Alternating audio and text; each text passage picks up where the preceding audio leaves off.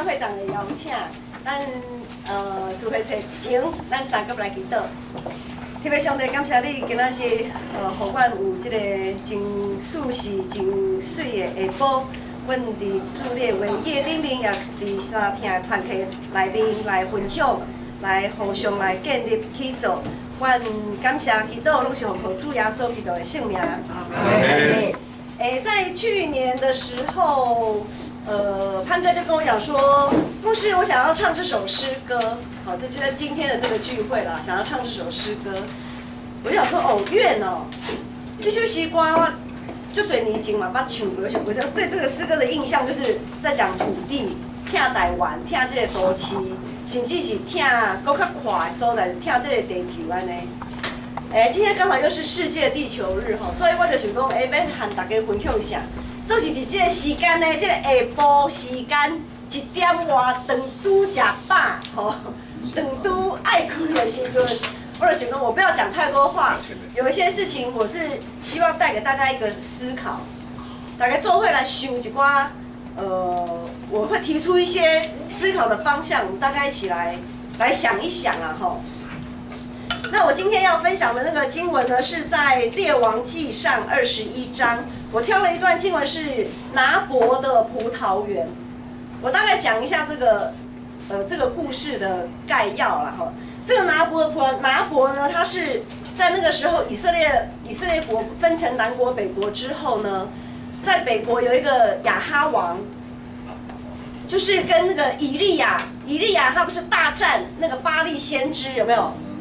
有印象了哈，以利亚大战巴力先知，然后呢，就是当然是赢了嘛。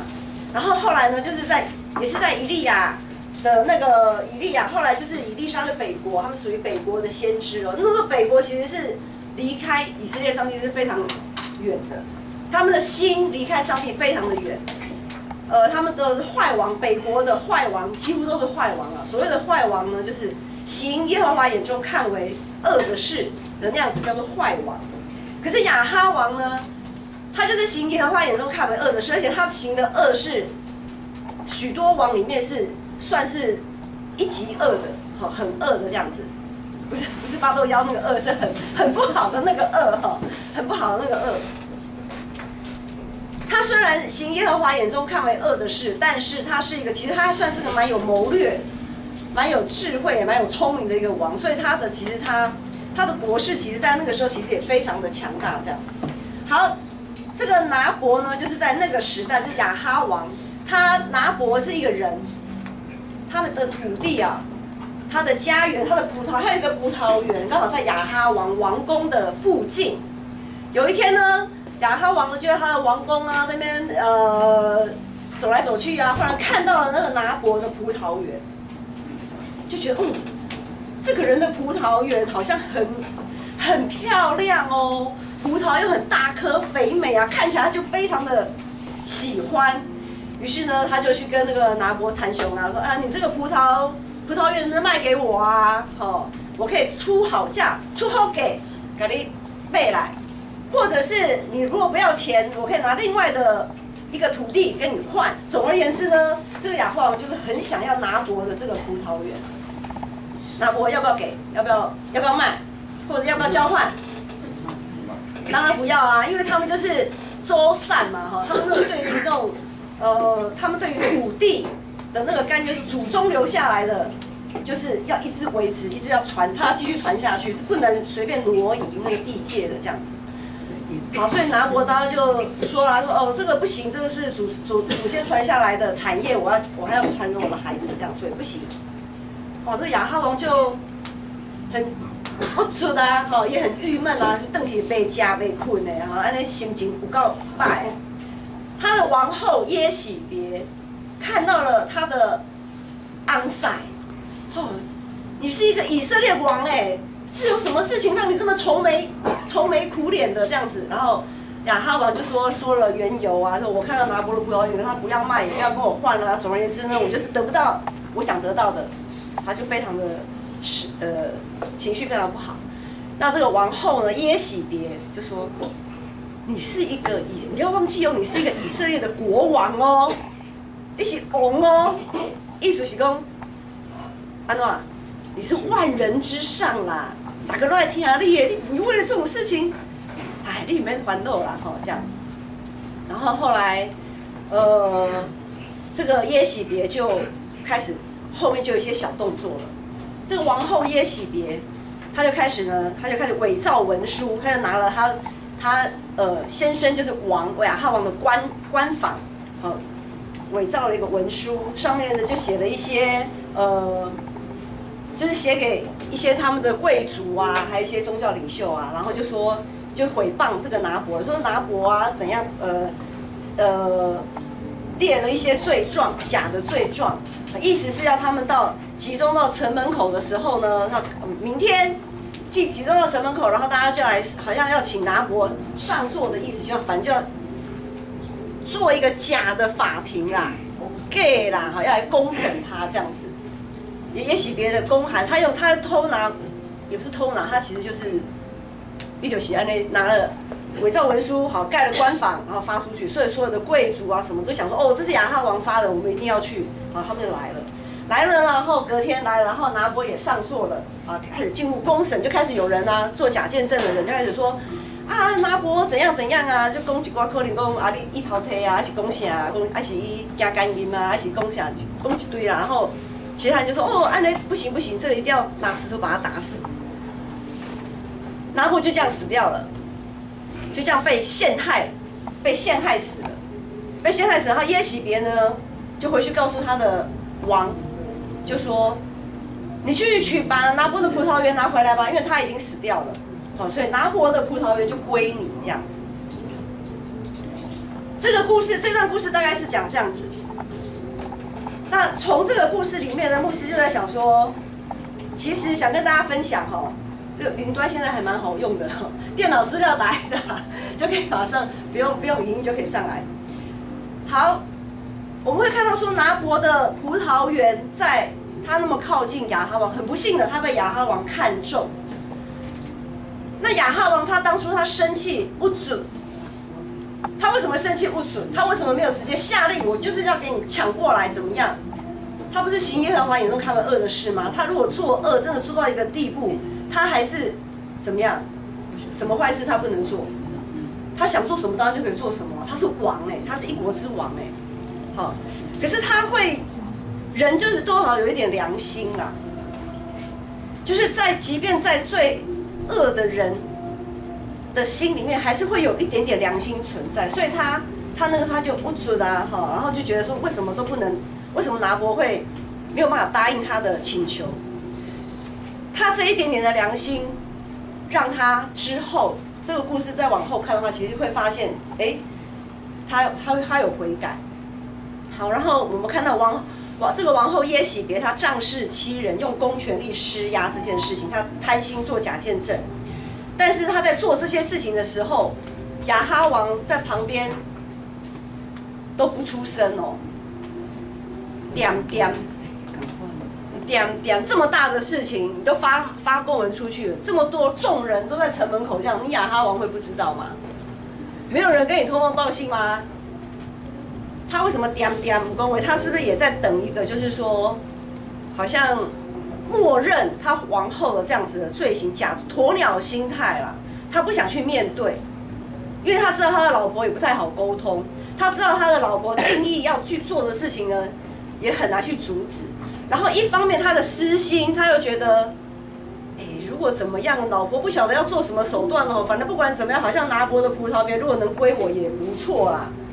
所以他就各种的私心也好，鸵鸟心态也好，导致于他不去阻止这件事情的后续发展。那从这段经文我们可以想到说，这样的悲剧其实是可以避免的。那我们是不是在我们的现在的生活当中啦，我觉得大家可以思考一下，就是我们可能都是公司的主管，也可能是在家里我们是父母的角色，或者是以教会来讲，我们可能是长职干部怎么样的一个角色。就是在这样子比较高位的角色的时候，相对高位的这个角色的时候，我们会不会有像拿伯这样子而不是像亚哈王这样子，或者是像耶洗别这样子滥用职权，或者是我明明看到了什么事情却不去阻止，是因为不想怕派官黑，或者是我不想，比如说，如果说我是公司在上班的时候看到同事里面，比如说现在有什么有霸凌的啊，但霸凌不是只有在学校会被霸凌哦。公司行号的同事也会有那种霸凌的哦，就语言的霸凌哦，或者是我们讲说性骚扰这种事情等等的，就是我可能为了保有我的工作，我明明看到不应该发生的事情，我却不敢去制止，或我不敢去跟那个主管讲，还是怎么样的，我就鸵鸟心态啊，反正好了，不关我的事情啦，这样。或者是我们是父母的角色，发现我们的孩子，或者是阿嬷阿公，有的是阿公阿嬷了，发现我们的孩子或我们的孙子，在某一些事情上面，不是真好势的时阵，但是不是也是鸵鸟心态，想讲讲也无效，不要紧啦，找在一起啦。我不晓得纵容，对，就放纵，就是明明有一些事情已经有提醒了，但是如果我们还放纵的话，可能是因为自己的私心，就是我就爱他呀，伊是我的宝贝仔囝啊，伊是我的心肝孙宝贝孙啊，还是安怎，我就好啦，不要紧啦，伊爱啥就互伊啥安尼。其实有些悲剧我们都是可以事先预防啦，或者是说，我们不要讲预防啦，就是至少我们可以有一个方向，但是这个方向呢，就是我想分享一个我自己啦哈。之前我们曾经就是我自己那个子群，他在成长的时候，他是国中的时候，他们的老师他得不到老师的支持，那他得不到老师支持，就以至于到了学校呢，就是老师就视他为眼中钉就对了，就觉得好像东西一些乱啊那啦。然后老师就常常打电话来，然后或者是，就是有一些那时候还有联络部，国中还有联络部嘛，写。一开始觉得说，小孩怎么这样？一开始都觉得自己不对，想说奇怪，他在家里也不是这样啊，在教会也不是这样，怎么到了学校好像变成了一个人这样子？因为学校的事情也不是很清楚。那在那个时候，其实一开始的时候，我的心里是有点生气的。我生气说，这伊那也不受教啊，是开始到了叛逆期吗？开始那么不受教这样子，所以一开始我是站在老师那一边的，我就开始说你要怎样，你要怎样。可是后来我慢慢发现，我自己也在祷告当中也觉得说，奇怪，他是我从小带大的孩子，我应该是最了解他，他应该不是这样子，好，他应该不是这样子。那因为我们长大的背景都是老师说了算，对不对？我们那时候从小长大就是老师的话真的是非常的圣旨。如果有开家长日的时候啊，家长都要去巴结老师啊，或者是说要尽量讨好老师啊。老师说什么好，是，体罚没关系，你要打10下都可以。你要打10下，打20下也可以。外家就和你嘎安呢。以前的那个老师都是这样啦，家长也都是这样的心态。所以就会觉得，如果学校老师有什么反应，一定是自己孩子的不对。我们就是在这种背景下长大的。可是现在不一定哦，现在就真的是不一定。好，然后我就开始慢慢想说，我的小孩真的有这么差吗？我的小孩真的是像老师嘴巴上讲的、形容的那个样子吗？然后我就开始祷告，然后也开始去想说，他在教会怎么样？教会弟兄姐妹怎么说他？我所谓的教会弟兄姐妹怎么说？是我从小把孩子带到教会去，我绝对不会，我不会保护的太好。我不会保护的太好是，我觉得教会就是家人，每一个人就是每一个大人，我讲说大人好，每一个大人都有每一个大人不同的眼光。我觉得你要说易子而教，就是你可以从别人的角度去看到我的小孩是不是有哪边真的有所谓的疏失，或是我没有注意到，或是我因为没有注意到而溺爱的那个部分，我觉得那是一个提醒。所以我就细细思量他在那几年教会的从儿童主日学这样的长大，没有错，他会有一些高拐的收在，但是那种高拐的地方并不足以是变成老师嘴巴上形容的那个样子，好像就是会起一些不好的念头，好像那种现在是什么学霸那种会去给人家做坏的那一种啊，不是调皮而已，就是他老师的意思就是说他会带头起哄的那一种，跟他打背那种耍逃的那一种啊哈。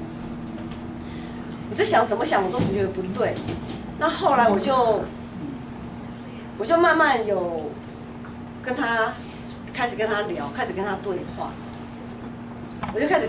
话，然后我也跟主日学的老师对话，我就说子勋在上主日学的过程当中啊，有没有怎样的他的情况怎么样？我给凡是教过他的老师，因为他那时候已经国中了嘛，我从幼班的老师、初小老师、中小老师、高小老师，我就因为其实大家都是弟兄姐妹，其实平常也都有一些基础的了解这样。他们说不会啊，子勋不会像是那样子的孩子，以他们这样子这么长时间的观察。那我就觉得说，那我错了。我就觉得，如果我那个时候我在跟老师站在同一个阵线的时候，我的孩子会被我逼出去。他会觉得，学校也不支持我，家里你也不相信我，爸妈也不相信我，那他没有地方可以去，他可能就会有一些悲剧产生了。那我的意思就是说，以这样子的例子，我觉得上帝也给我一个很大的提醒，就是很多事情我们不能只听片面之词。我们不能只听片面之词，或者只看一个表面，我们要多听、多看、多想。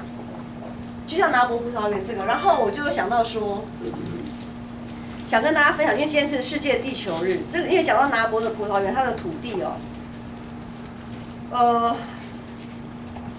因为我们比较容易自本位主义。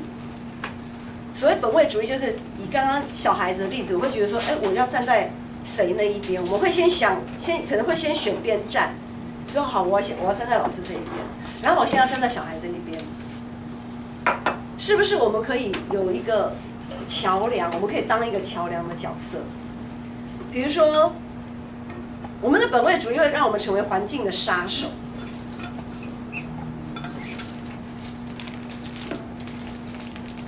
其实上帝给我们这么好的一个环境，可是我们却没有好好的管理，是在扼杀这个环境。今天是世界地球日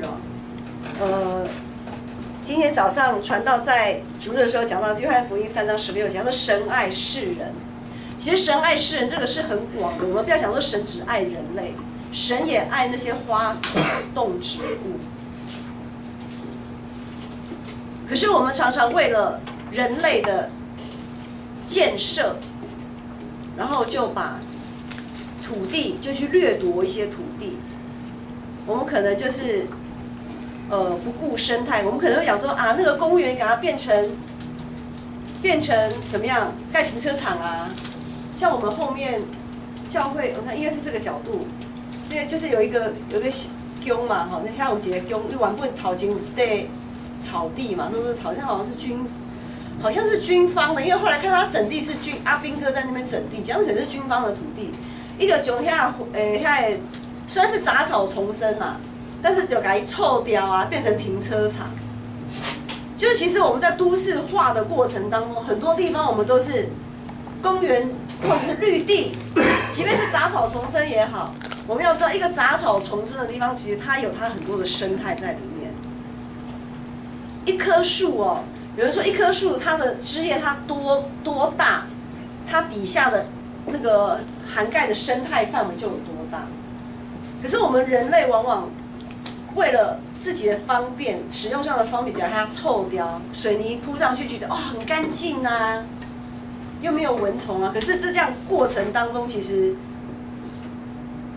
因为青蛙不在了嘛。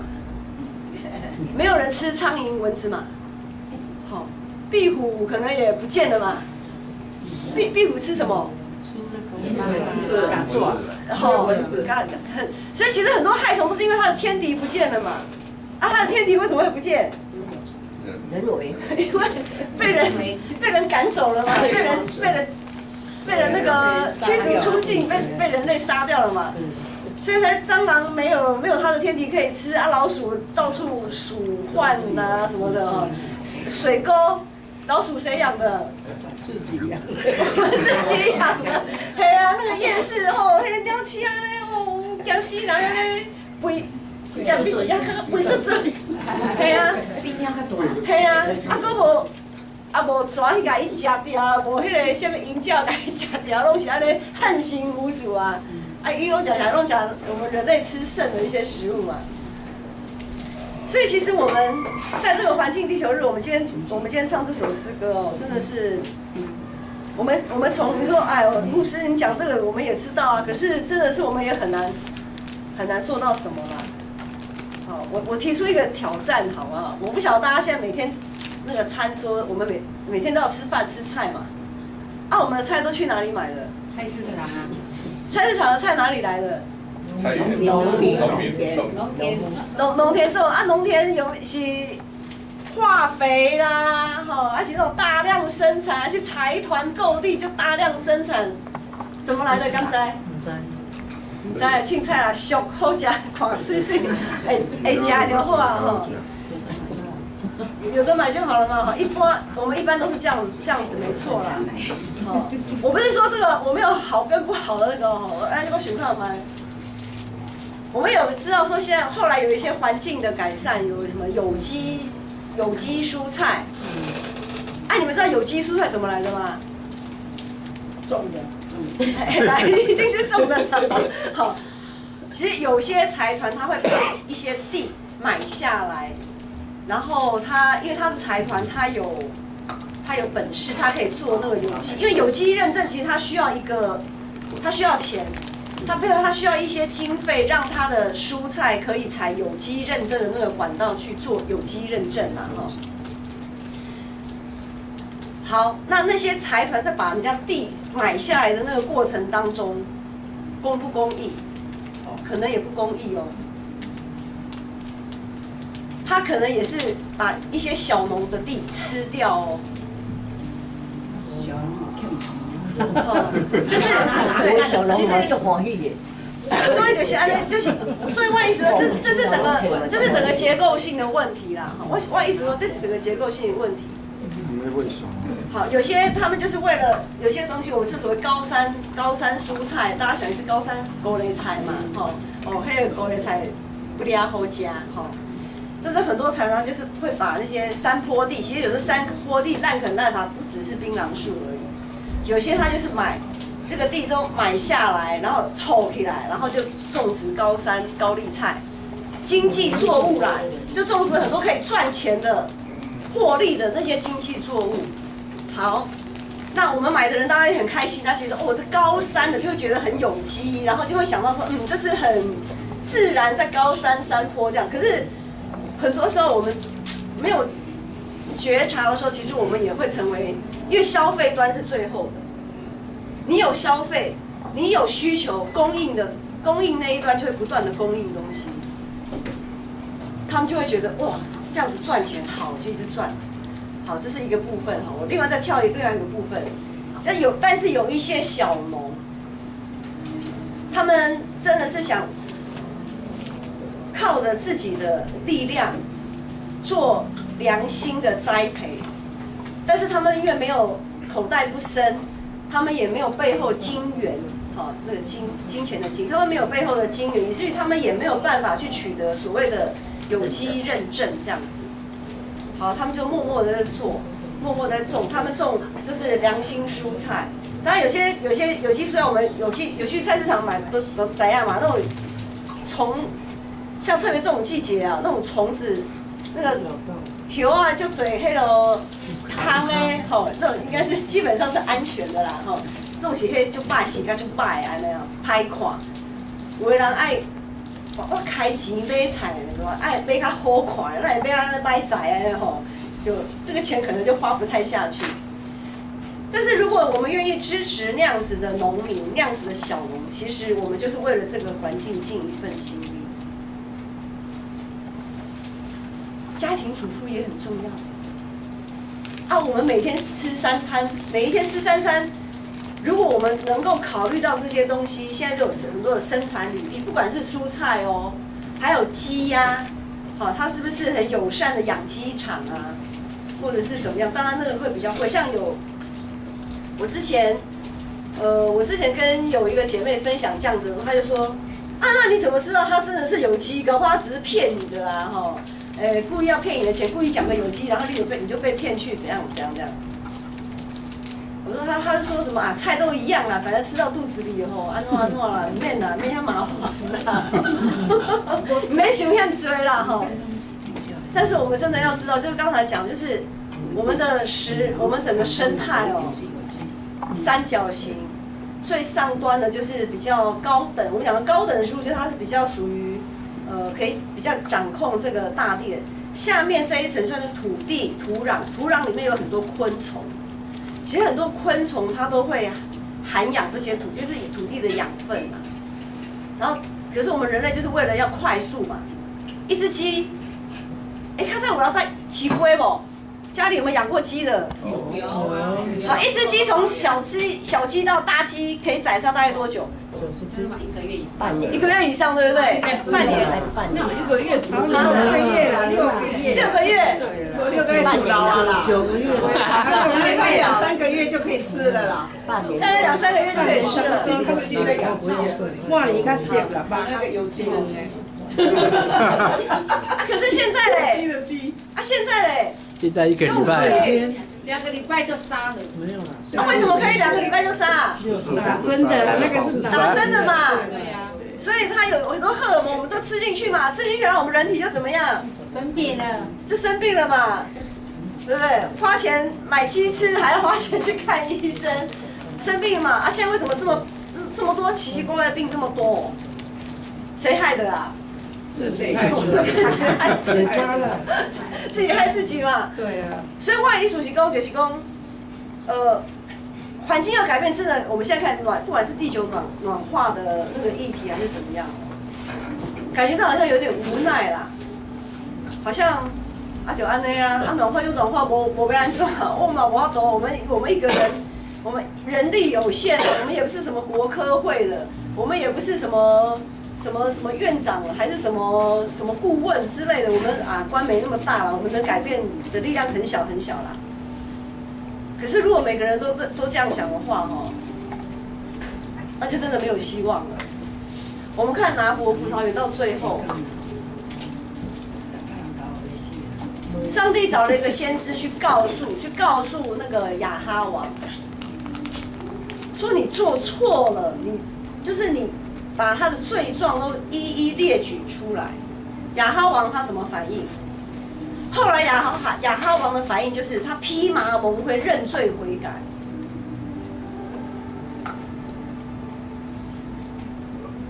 那我们呢？上帝让我们看见这么多的现象已经跑出来了，一样的事情都跑出来了。那我们还是要说不好啦，袂赴啦，不可能啦，还是安怎啦？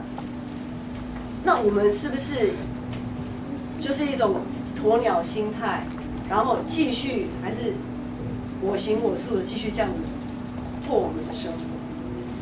我觉得很多事情其实，我觉得很感谢神，就是有一些苦难，有一些灾难，有一些病痛也好，不管是病痛，不管是疾病，还是环境的破坏，还是上帝让我们看见一个东西，就好像当初上帝他会差派先知去告诫那一些走偏了路的人，说：“我让你看见，我让你听见，我让你感受到，不能再继续这样下去哦。”那我们愿意调整多少？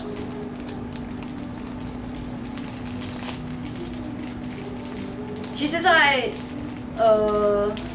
子爱出生的那一年，因为那个时候，就是因为一个机会啦哈，我认识了一个彩虹妈妈，然后他就跟我介绍了那个，我现在不是推销非广告，我现在只是在讲一个理念啦哈。然后那时候我接触了那个主妇联盟的这个机构，这样子，他们就是在支持一些小农，他们不断的在为一些这个土地上，在这个台湾土地或者是整个地球这个土地，他们做了一些努力。那其实在这之前呢，我有接触那个荒野保护协会，在那个时候就会发现我们的蝴蝶我们台湾已经不是蝴蝶王国了。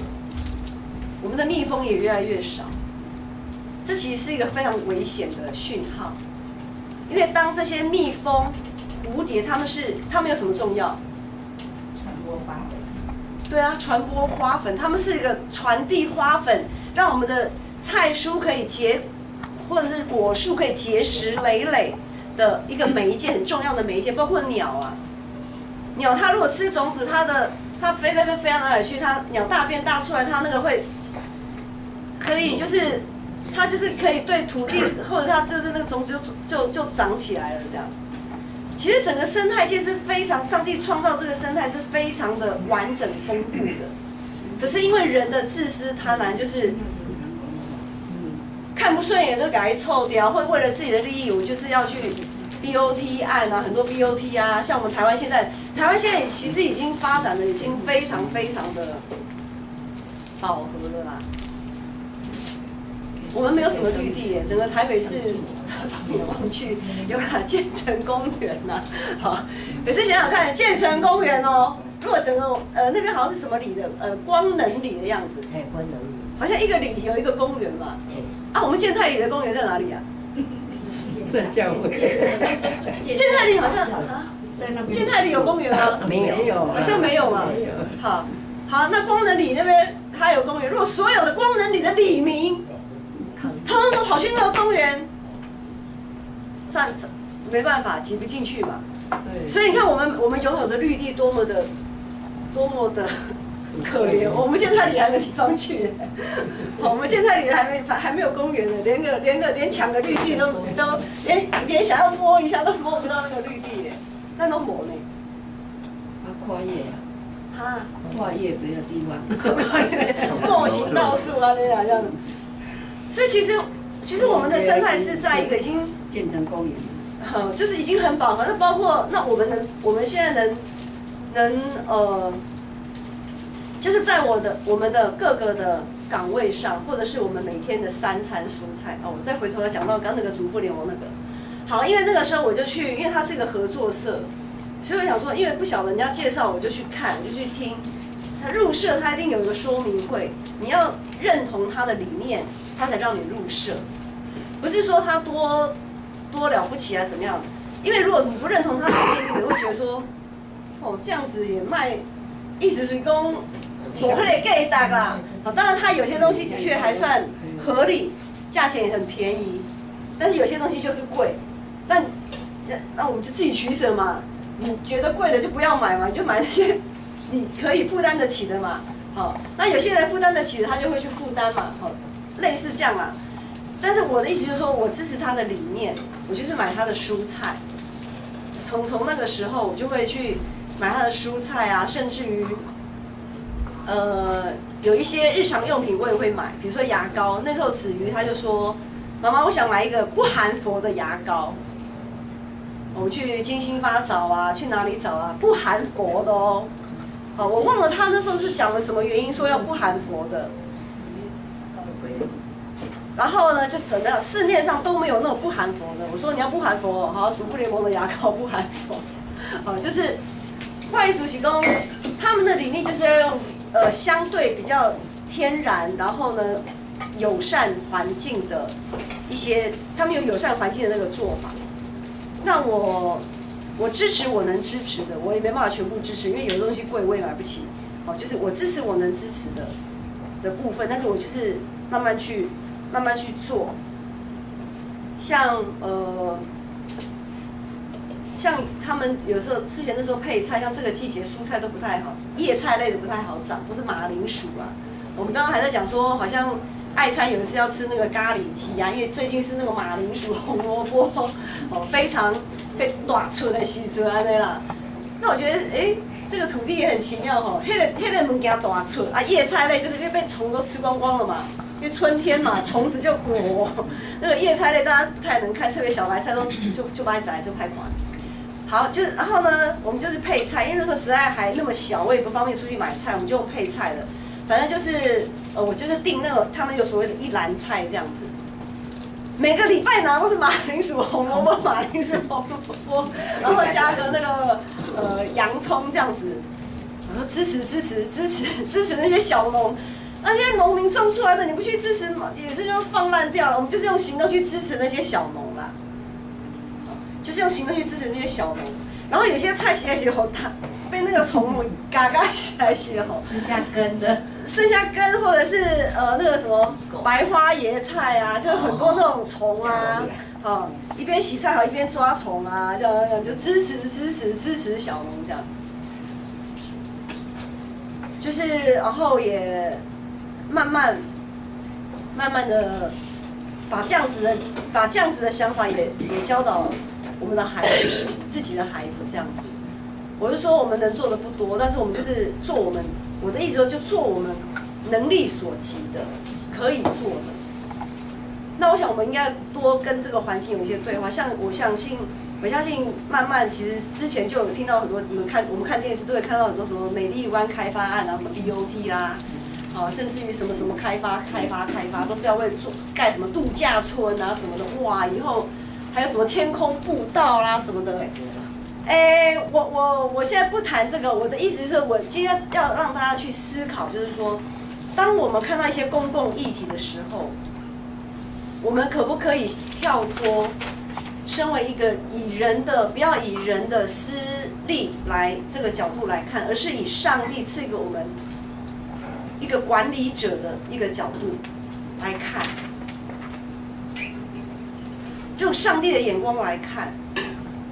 不管是什么样子的步道，有那个必要性吗？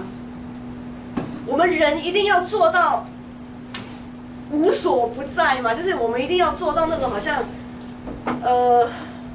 我们不能留给大自然一个属于他们自己安静的空间吗？还是说我们人一定要征服所有的地方，高山、低谷、深海，我们人类都可以要去征服，因为人定胜天。我们要的是什么？真有，就是我，就是草啊一大堆的嘛，无使的。是啊，就是一个平衡啊。我的意思是说，有些我们因着人类的贪心，以至于有些我们讲说我们的中央山脉那个，我们台湾其实蛮棒的，就是为什么福尔摩沙那么漂亮？我们有山呢，我们有山脉，我们四围都是海。可是，你们有没有看过那个《看见台湾》这部纪录片？看了我真的觉得心里蛮难过的。就是有些山其实我们就是不够尊重那个山，我们不够尊重那个大自然，我们不够尊重这些大自然，以至于我们人类不断的在破坏它们，还自以为自己很厉害，我可以登到。不是爬山的那种登顶啦，就是我就是要去哪边盖一个什么东西，表示我就搞我这个财团一里为让大家都看到。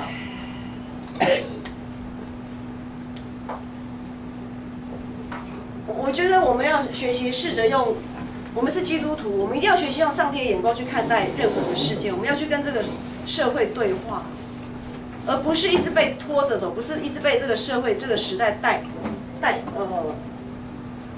不是被这个文化的价值观带着走，而是要去思考。我觉得我们可能在过去因为我们都是填鸭式教育长大的一代啦，老师说什么我们就听什么，上面的人说什么我们都不敢说不，以至于我们的思考性比较弱一点，就是我们不敢说 no。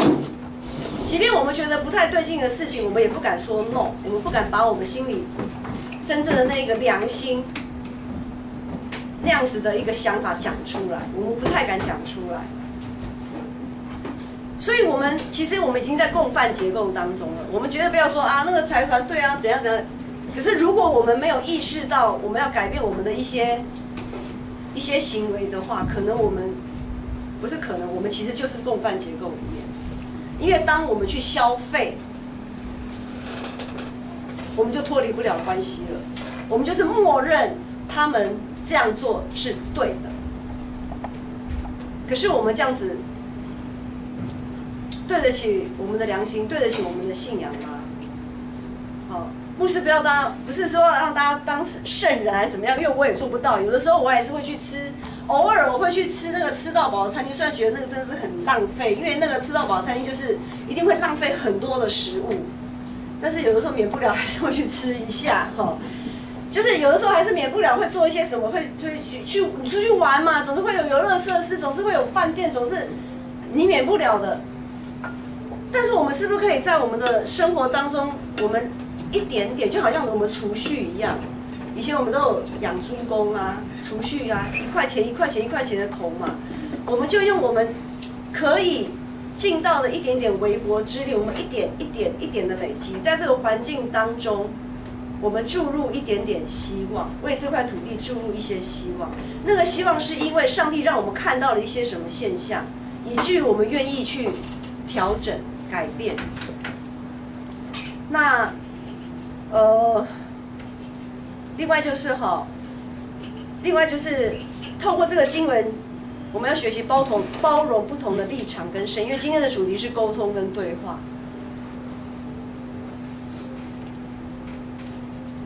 为什么现在很多人在街头抗议？到底是官逼民反，还是这个时代的百姓真的是造反？到底是哪一种？真的有的时候我们可能傻看不清啦。牧师在以前还没有读神学院的时候，甚至我还没有进教会的时候。在之前，因为我爸爸是军人的关系，他又从大陆过来的，所以呢，我们家的电视是只有蓝的，没有绿的。就是我爸只要看到绿的怎么样，他就转台了，懂这个意思吗？知道，就是转台就对了啦。他只看他的蓝这样子。OK， 我觉得以他的时代背景，我觉得这样。那我们从小长大了，那金门更不用讲了，金门一定是蓝的啦，没有绿的啦。哦，他们电视台也没什么好选的，就是华视而已啦。哦，没有我们以前小时候还有什么华视、中视、台视，他们也只有华视而已，他们也没有中视、台视。后来有民视，他们也不可能有民视啦。哦，就是在那样子的时代背景下面就是这样子。好，然后呢，我们就是在这样的，我说我们是指我跟传道啦哈，我们就是在这样的时代背景长大，所以我们会觉得这是理所当然的，懂吗？洗脑。对，已经被洗脑了嘛？对我们来讲不是洗脑哦，对我们来讲是理所当然哦。对我们来讲是理所当然的哦。投票开始有投票，到了选举的时候，有那个年龄到可以投票了。我当然投蓝的啊，绿的不可能，蓝的认不认识不管，反正只要是蓝的我就投给他。一直到进了长老教会，因为我们上帝就把我们带到长老教会嘛。那我们去的那些长老教会呢，就是他们就是我就看到选举的时候，他们开始要去绿的，对啊，我心想我是他们就收窄了，怎么忽然好像平常都是弟兄姐妹啊，相亲相爱很好啊，那怎么到了选举，忽然觉得那种气氛，觉得好像我跟他们肃杀，不是肃杀啦，是不会去肃杀，只是觉得说平常好像讲话都很合啊，都什么话题都可以讲啊，在抬杠啊，今后啊，可是怎么到了选举，那个话题觉得不太对劲。感觉尤其是怪怪的，那个很绿哦，然后还怎样哦，然后这个好像黑的，就发现了，对，就开始觉得不一样了。然后那刚好我母会民权教会嘛，哈，然后那个时候刚好也有一些所谓的外省第二代的人也到那个民权教会去，然后我们的牧师啊，他也开始察觉到教会有一些蓝绿不一样的那种氛围，已经不是一面倒的绿的时候。他就也很有智慧，就是他不在教会里谈政治的这种事情，哈。好，那我要说的重点来了。然后等到我真的上神学院之后，开开始学习到一些思考，因为老师一直刺激我们去做一件事情，就是你不要以为你的价值观都是唯一的，是正确的，因为我们都是罪人，没有一个人可以完全的符合上帝的心意。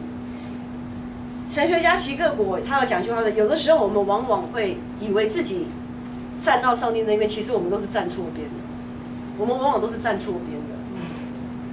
所谓的罪，它就是没有办法射中那个标靶红心啊，我们都是会射歪的那个人，那样子的一个罪人的身份，所以，然后他就开始有一些因为很多种课程嘛，所以在这交叉弄出来的时候，有一次刚好是228世纪228的那个前后的时候，然后我们就有一堂课，本土神学老师就放了影片228的影片，因为那时候就说，因为在我小时候一直有个印象，就是那个时候朱高正，比较老一辈，朱高正嘛，立委朱高正嘛，那时候他就说外省猪滚回去啊什么的，什么，我爸听了就是气得要死啊，什么叫外省猪滚回去这样子，我爸想说，我这样子逃到台湾来，我也没招惹你们白手起家，好，我在这边落地生根，干嘛要我滚回去啊？这也是那个，就你知道吗？对于这样子时代背景来的人，他会觉得我是招谁惹谁啊？哈，你这样子你这样子骂我这样子，好，然后呢，然后开始有些228就开始因为228事件，然后也吵了一阵子，就是说什么都是外省人怎样，然后我们就觉得好像背黑锅，我也没有做什么事，我干嘛要好像一竿子打翻一条船这样子啊？然后后来老师有跟我们看一些纪录片，我自己才觉得说没有错，的确那个时候发生了很悲惨的事情，而且应该是有些事情其实不应该发生的，那个事件其实不应该发生的，可是就这样发生了，真的是我觉得心里也蛮难受蛮痛的。可是，一样在那课堂，因为课堂上老师都要我们互相彼此对话这样子。然后我就说，因为那是1949年228嘛，好，1949年228。然后我就特别回去问我爸，我说爸，你知道什么228事件啊？他说我不知道啊。1949年他也才刚来台湾，他那年18、19岁吧，这样子。3至1946、1945啦。啊？3至4年，民国3至4年发的228。不是1949，1949，对，1949。328是1949。对，就是其实很多就是说228发生那个事件，就是它是应该是一些集权的人去做的一些那个事情，可是很多的外省人其实他们真的是很可怜，就是这样子，因为有家归不得，因着战乱逃到这边来，然后这样子。然后在那个当下，我也是跟同学、跟老师，我说，我们就有一些对话跟分享，就是说，没有错，那些人真的很可恶，可是不应该一竿子打翻一条船，然后所有的外省人都很可恶。我说这个对我来讲，我说我自己，因为神学院嘛，几乎都是长老教会去的嘛，啊，长老教会的背景就是绿色的嘛，哈，好。当然在神学院开始，我会觉得说。没有错，当初要争取民主，有一些不择手段的什么之类，那就是一个时代的背景，那就不管朱高正喊的怎么样，我觉得那就是一个时代背景，他可能就是要用这样子的言语来激起大家的注意，这样子，好，不管那广告手法也好什么的。我要强调就是说对话，在那个时候我就开始觉得说，蓝绿。真的没有什么绝对耶，所以慢慢到了选举的时候，我不再去一定是投蓝的，或者是一定投绿的，我会看他的理念是不是真的是我认同的，或者是他这个人是不是我觉得 OK 的。我的认定标准就是他有没有上帝的眼光。或许他不是基督徒，但是他的价值观是不是符合我们的信仰？我绿的我也选啊，难得他如何会威选。我的意思是我们社会其实缺乏这种对话的管道，就像我刚刚讲的，为什么有些人要去抗议？政府有没有听到？是真的没听到吗？还是鸵鸟心态？那百姓为什么会被逼着要去抗议？是真的是没理由的抗议吗？反正我就是因反对而反对。哦，你绿的执政，我蓝的就来抗议；蓝的执政，我绿的就来抗议。我是因反对而反对啦。哦，那有的是反对的，还蛮有理的，蛮有他的道理。那我们在选择平常在看电视的时候，问题就来了，不是问题啦。大家再去思考，刚刚在思考平常买菜、吃东西啊，我们的餐桌每天都会碰到的。我们怎么选择我们看的电视节目？我们怎么看我们怎么选择我们看的，不管是政论节目也好，或者是一些新闻也好，我们是只偏向只看某一面吗？还是我们愿意听听另外一边的声音？我们愿不愿意去听另外一边，甚至于跟你完全不同立场的声音？我们愿意去接触、去了解吗？还是我就是划清界限，我就是这样子，那边的我不管。要小心哦，因为那一边上帝可能也站在这一边哦，我们可能站错边哦。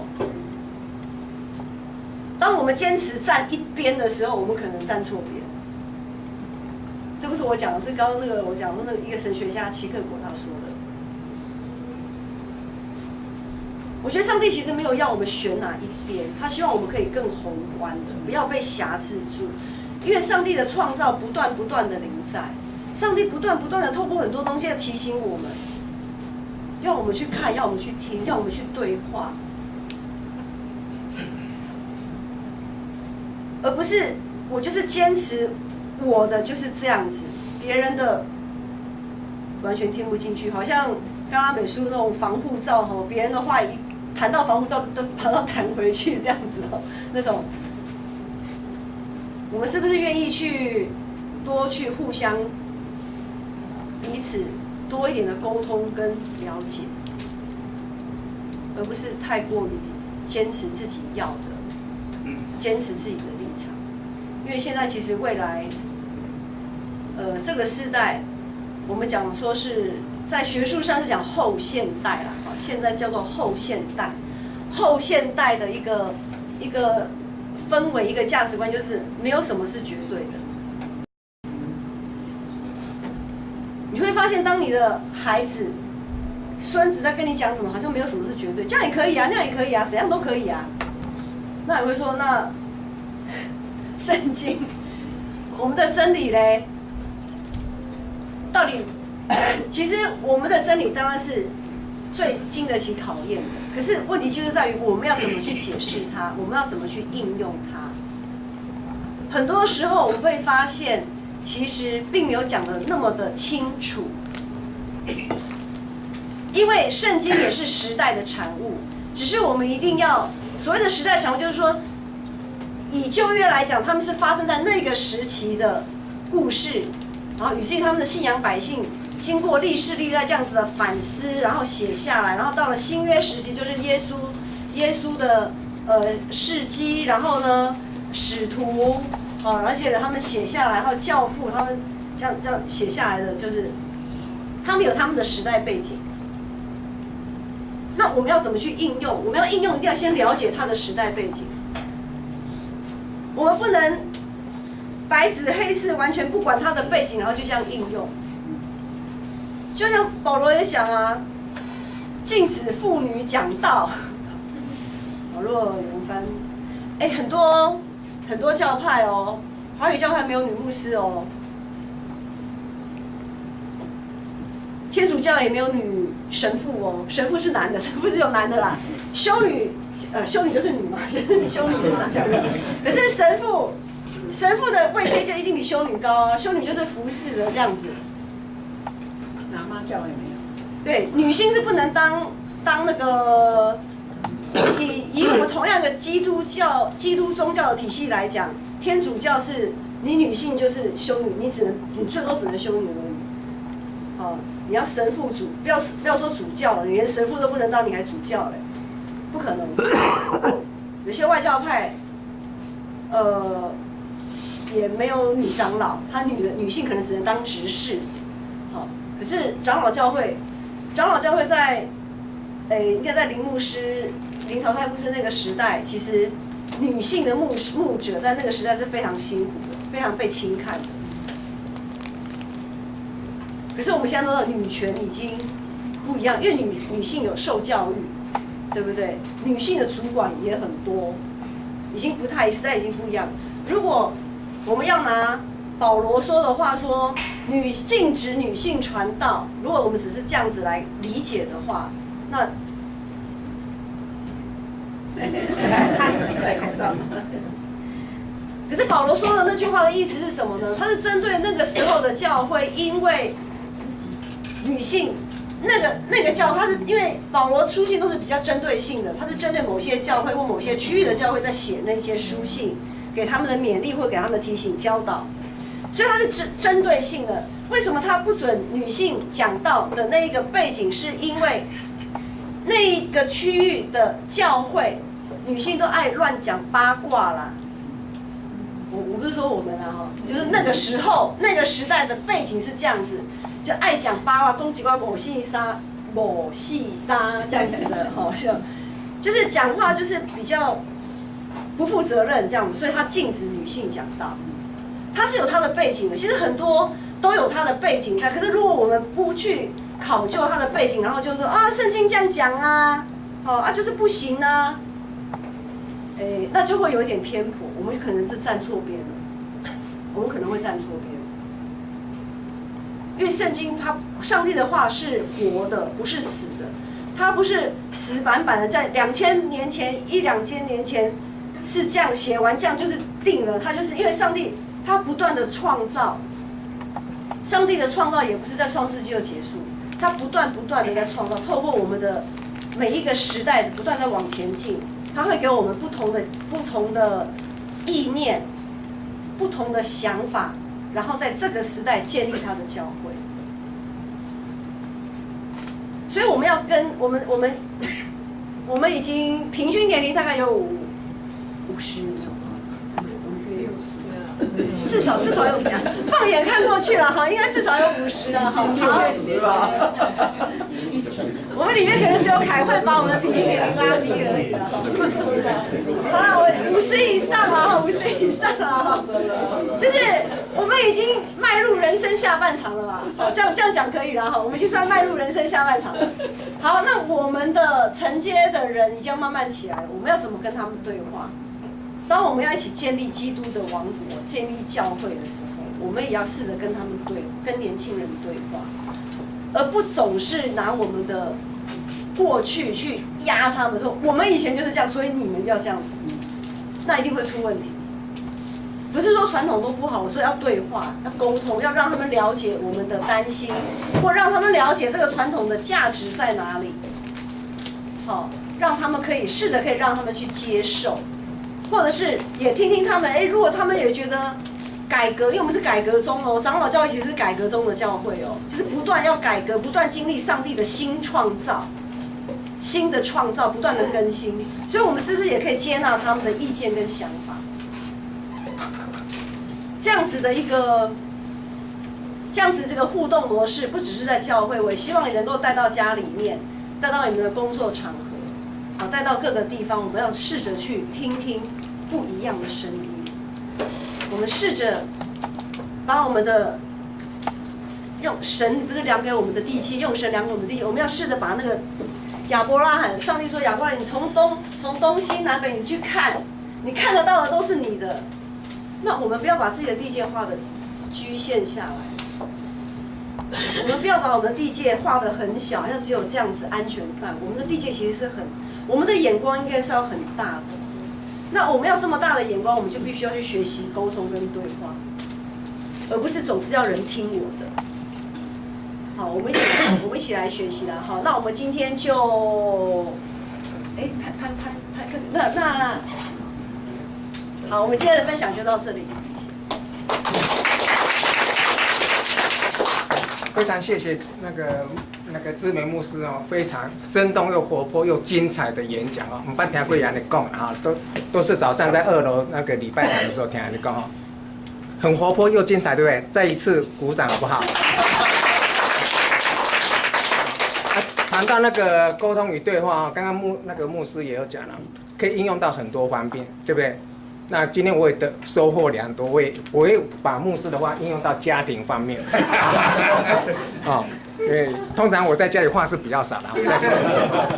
好了，最后我们来唱，咱来唱习惯过来欧罗上帝，好不好？哈，愿。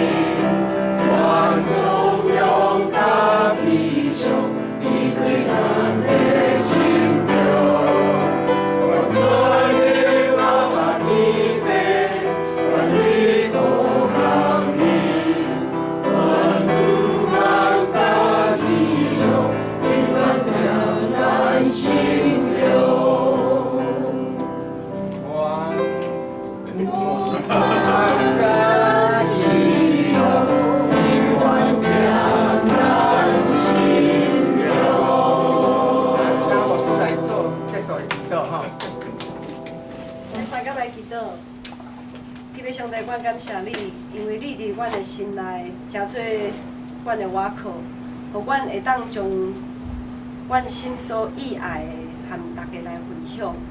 也恳求主你赐福阮有一个谦卑的心来领受对主你来的启示，互阮不断伫即个世界徛在的时阵，主你的启示、你的旨意会当不断。透过圣神的感动，互阮会当改旧换新，互阮用新的眼光，来看这个世界，来互阮有智慧，也有一个谦卑的心，和别人来对话、来沟通，互这个世界，互阮的信仰会当哪来哪徛在。愿主耶稣基督的恩典、天父上帝疼痛、圣神的扶持帮赞，甲咱众会友。正客友三甲伫地，对即时到永远无煞。阿门。